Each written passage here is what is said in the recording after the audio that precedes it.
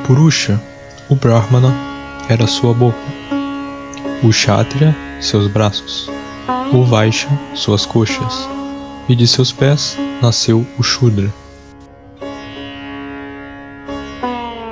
Para a preservação de toda essa criação, o ser soberanamente glorioso atribuiu funções distintas àqueles que emanaram de sua boca, de seus braços, de suas coxas e de seus pés. Concedeu aos Brahmanas o estudo e o ensino dos Vedas, a realização de sacrifícios, a condução de rituais em nome de outros, o direito de doar e o direito de receber. Impôs aos Kshatriyas o dever de proteger o povo, praticar a generosidade, sacrificar, estudar as escrituras e refrear-se dos prazeres dos sentidos.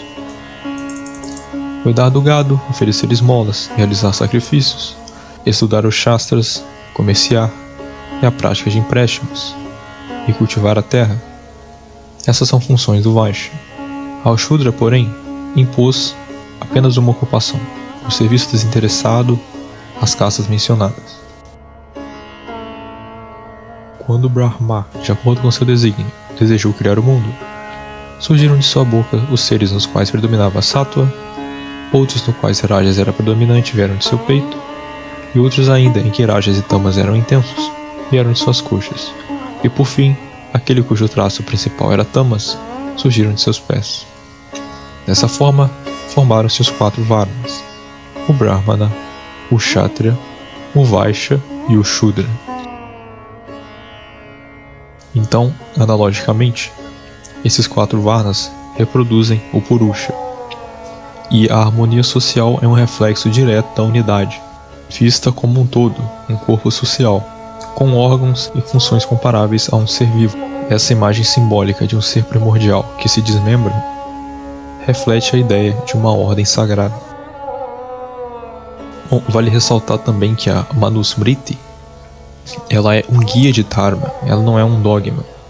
Na tradição védica não existem dogmas nesse sentido. As escrituras védicas elas são auxiliares. Seu propósito é orientar o ser humano na realização de seu verdadeiro objetivo. Não são obrigações impostas, ou que devem sobrepor a vontade individual. Elas partem de uma escolha que é livre. E a sabedoria desses textos, ela reside também, em uma interpretação que é contextual e feita, pelos mestres qualificados.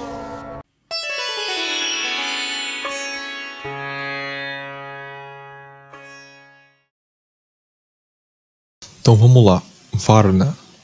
O que é Varna? Varna significa cor, coloração no sentido de qualidade, ou uma essência individual. Essas cores, portanto, possuem um valor simbólico que corresponde aos 3 gunas de Prakriti.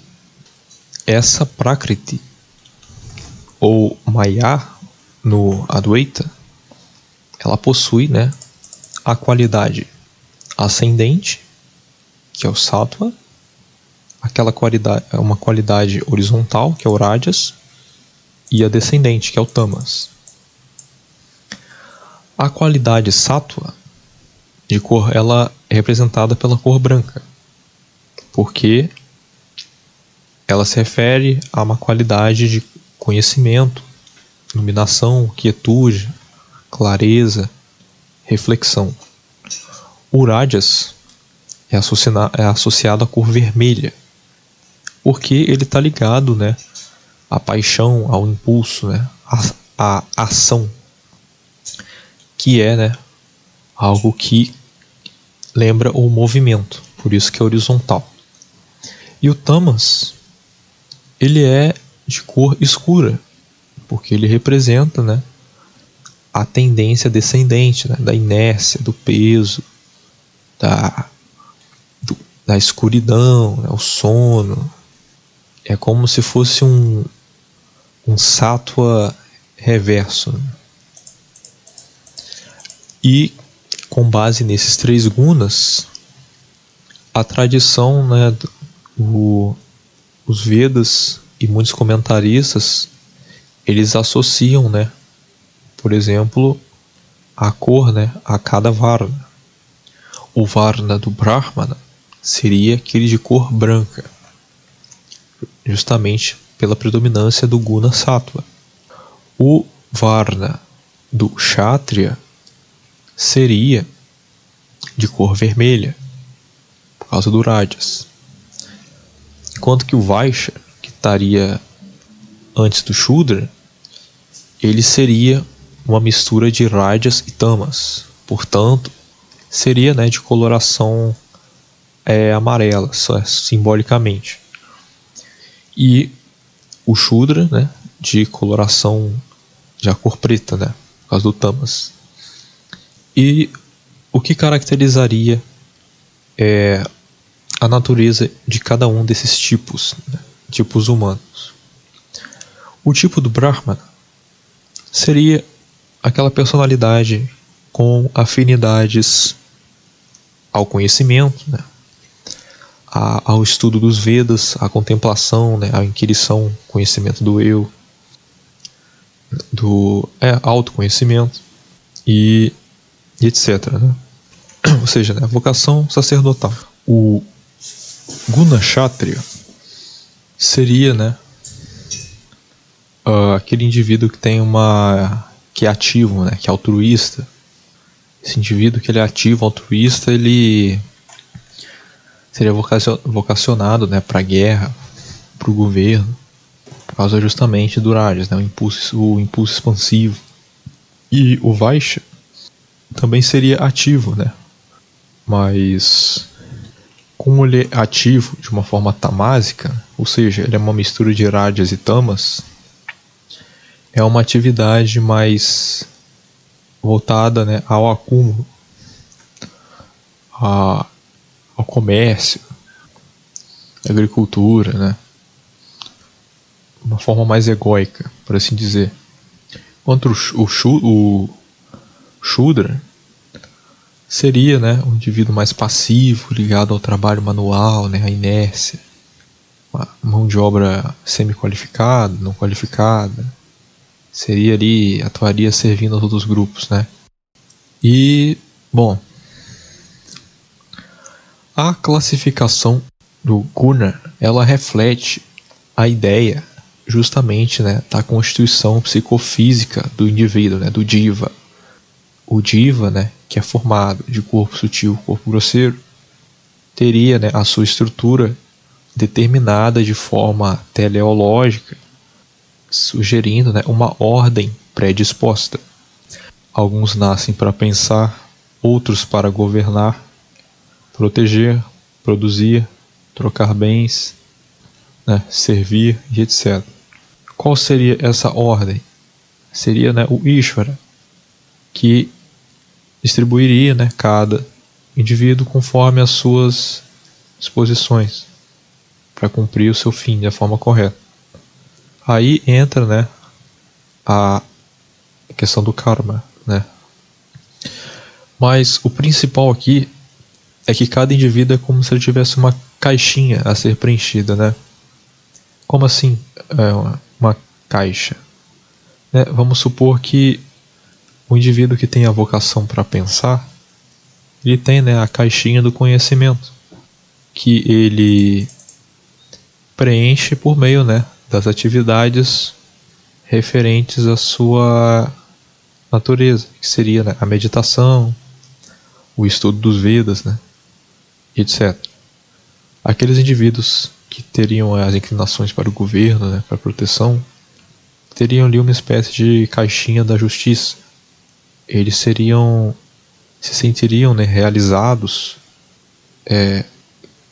teriam ali uma felicidade material mesmo, uma vida plena, uma realização interior, desempenhando aqueles papéis correspondentes, né, por exemplo, juristas, né, líderes, ou até de forma mais relacionada à arte marcial, né, os militares, e por assim em diante. Claro, né, indo de Sattva, Rajas até Tamas, porque o Sattva, ele seria, né, a qualidade luminosa que estaria acima, inclusive do Rajas e do Tamas, né, que seriam duas tendências que teriam que estar subordinadas àquele princípio luminoso do sattva, porque até nos textos o rajas e tamas eles estão relacionados ao sofrimento também, e justamente a preponderância do sattva ele diminuiria aquela concatenação kármica, né, do emaranhamento do indivíduo na manifestação, etc.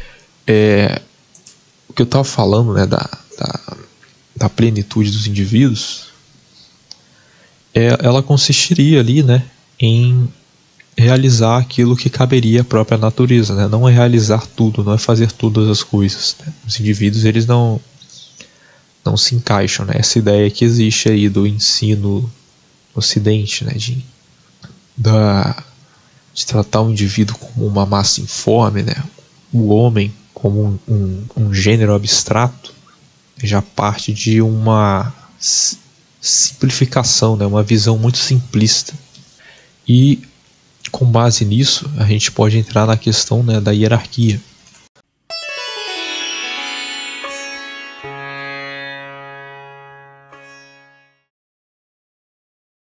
A hierarquia, olhando de um ponto de vista mais natural e lógico, ela não é algo que parte da vontade, né, humana. Ela é uma lei, né, da natureza.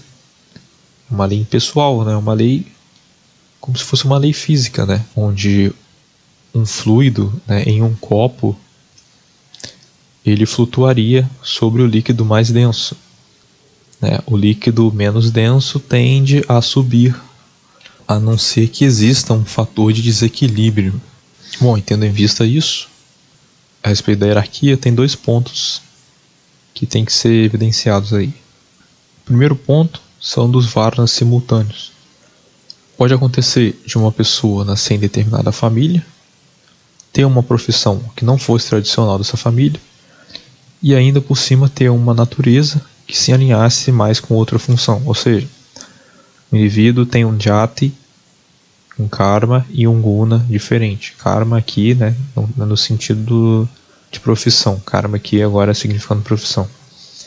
Vamos supor, o indivíduo nasce, né, tem o jati, karma e o guna, respectivamente.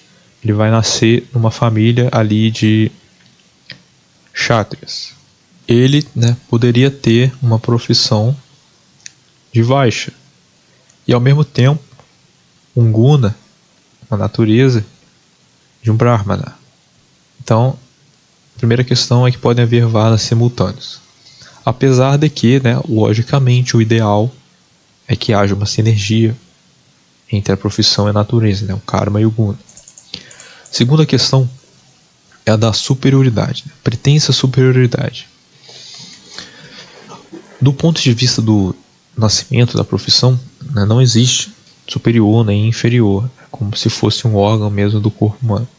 A comparação com os órgãos de um corpo, você não pode falar que algum órgão seja dispensável para o funcionamento do organismo, porque todo organismo, né, ele foi fabricado, né, para funcionar como um todo. Então, né, dando um exemplo da Idade Média, nos feudos lá, e dos reis, né? Por exemplo, um camponês que cumprisse o seu papel, ele seria considerado superior, né, a um príncipe que não cumprisse, né? Então o camponês ele é superior ao príncipe que não cumpre o papel dele. Por quê? Porque a excelência ela estaria em realizar a própria função, né, de forma adequada, né? Então funções diferentes e essenciais. E agora, justamente do ponto de vista da qualidade, né, do guna, aí sim existiria uma hierarquia, né? Por exemplo, é como se todos fossem perfeitos, mas são diferentes perfeições. E, logicamente, algumas perfeições, na visão do todo, elas são importantes, né? Como, por exemplo, a cabeça, o corpo está subordinado à cabeça. Não adianta ter, né, um corpo saudável ali se a pessoa não tem um intelecto, né, não tem um discernimento apurado.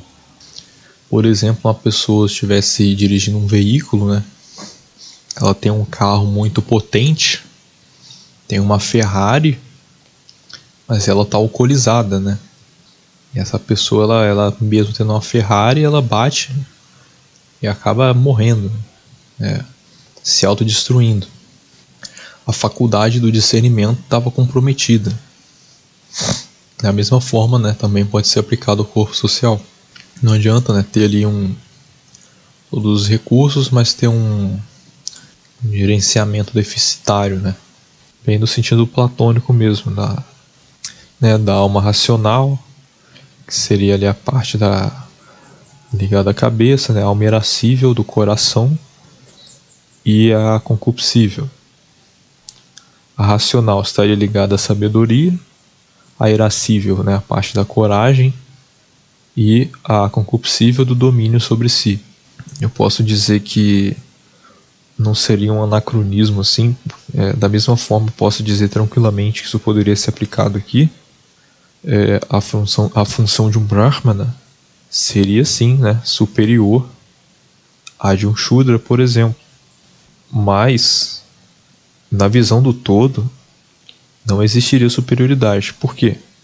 Porque não existe, né, uma sociedade só de Brahmana, nem uma sociedade só de Kshatriya, nem de Vaishya. Você precisa de alguém que proteja aqueles que contemplem, né, os sacerdotes, e aqueles que protegem os sacerdotes precisam de alguém para prover, né, os recursos. E a gente vai ter uma imagem disso na Brihadaranyaka Upanishad, bem mais à frente, né?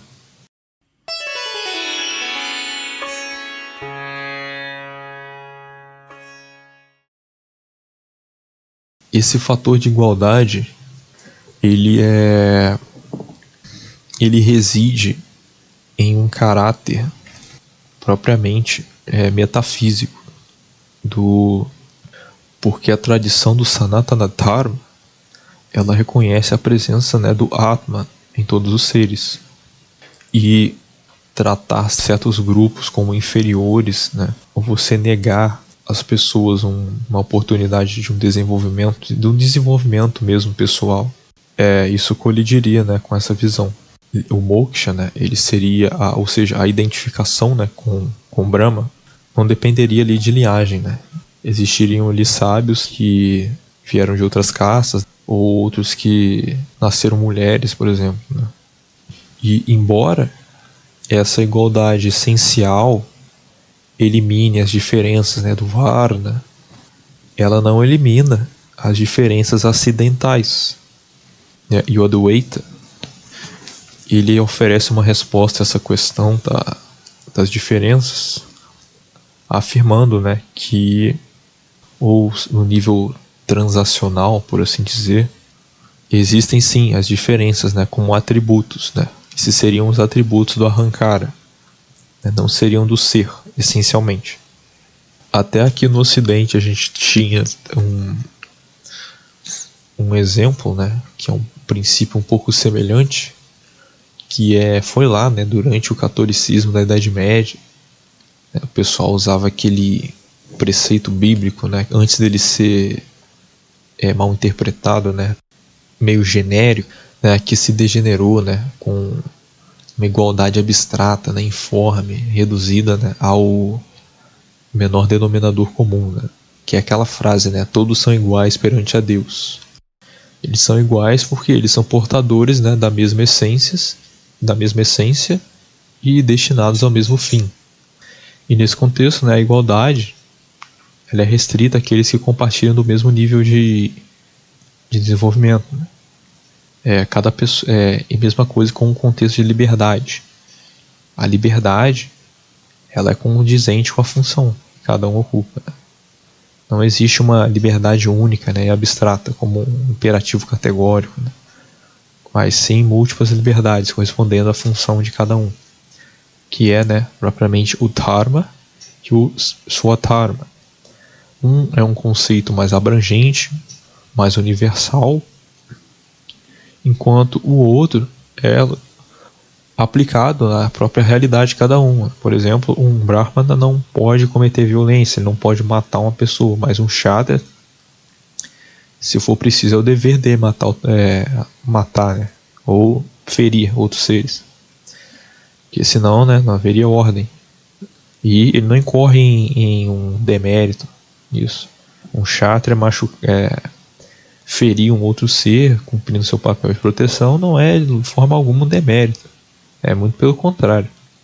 Agora, se um Brahmana fizer isso, aí pode ser diferente na história. Então, né, são, vamos supor, múltiplas liberdades, né? São liberdades e deveres contextuais. Também tem a questão dos 2 vezes nascidos, né? Que no caso os Shudras estariam restritos de estudar os Vedas pela questão da iniciação, né? Só os Brahmanas, os Kshatriyas e os Vaishyas, eles passariam, né, pelo Panaya Sanskara, né, que seria o sacramento que tornariam eles um Dvija, 2 vezes nascidos, né? Que até no próprio Lei de Manu tem um verso, né, que fala que o primeiro nascimento é aquele que ocorre no ventre, né, da mãe, e o segundo, né, é pelo cordão sagrado, que seria a iniciação, né, do indivíduo. Ele teria 2 nascimentos, né, um natural e um supranatural, por assim dizer. Só que aí seria outra questão.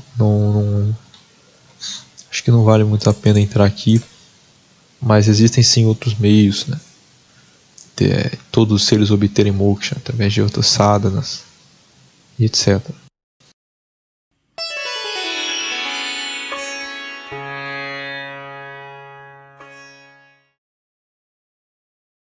É interessante notar que esse sistema ele tem 2 polos principais, né? Que é o polo da ação e o da contemplação. O Brahmana seria o dos seres imóveis, estáticos, justamente pela relação do sattva, e o Kshatriya seria dos seres móveis, sujeitos à mudança, mais rajásicos. No Brihadaranyaka Upanishad tem uma explicação mitológica, né, em que Agni, que é um Deva Brahmana, ele cria, né, Indra. Indra, né, é um Deva Kshatriya, para auxiliar ele, né? E ele concede a Indra o poder do governo, né?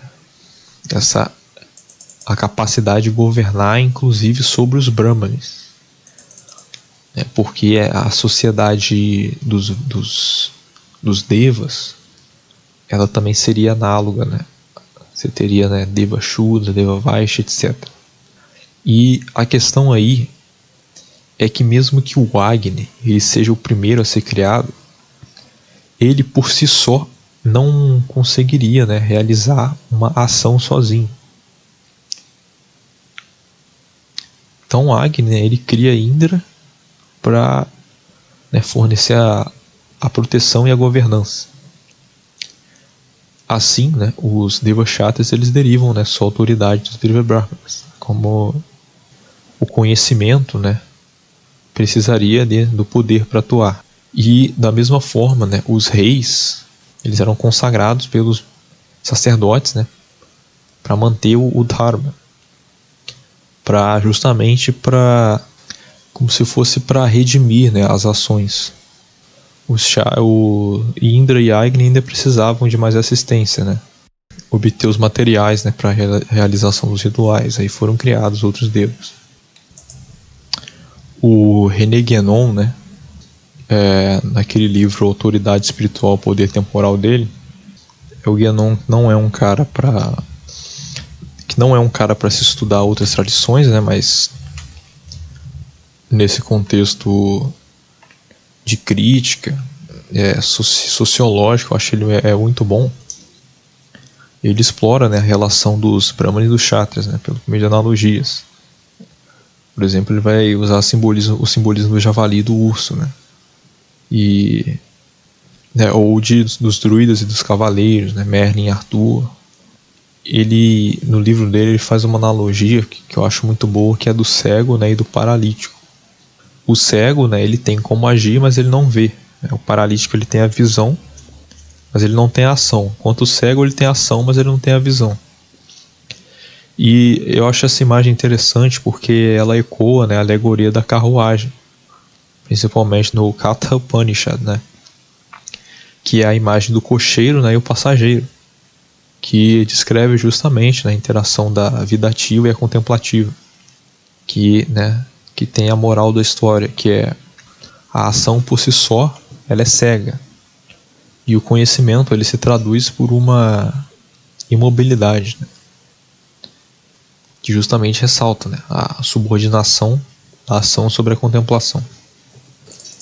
Também, né, os dois poderes, o primeiro poder sacerdotal, né, e o segundo poder real, né, o Raja, que são, né, os reis. Poder sacerdotal, né, ele seria aquela atividade responsável, né, pela transmissão da doutrina védica, que envolve, né, o conhecimento e o ensino, onde a própria organização social encontraria os seus fundamentos, além, né, logicamente, da realização dos ritos.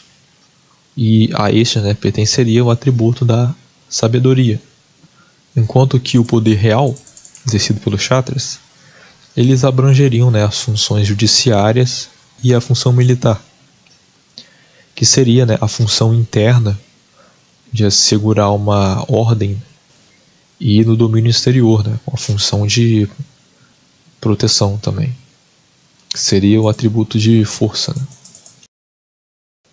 Bom, eu acho que a gente já pode terminar por aqui. Já expliquei mais ou menos os Varnas, né, baseado mais na visão dos Gunas, principalmente no livro, né, do Swami Paramarthananda, que eu já citei lá no início. E é isso. Valeu aí. Até a próxima.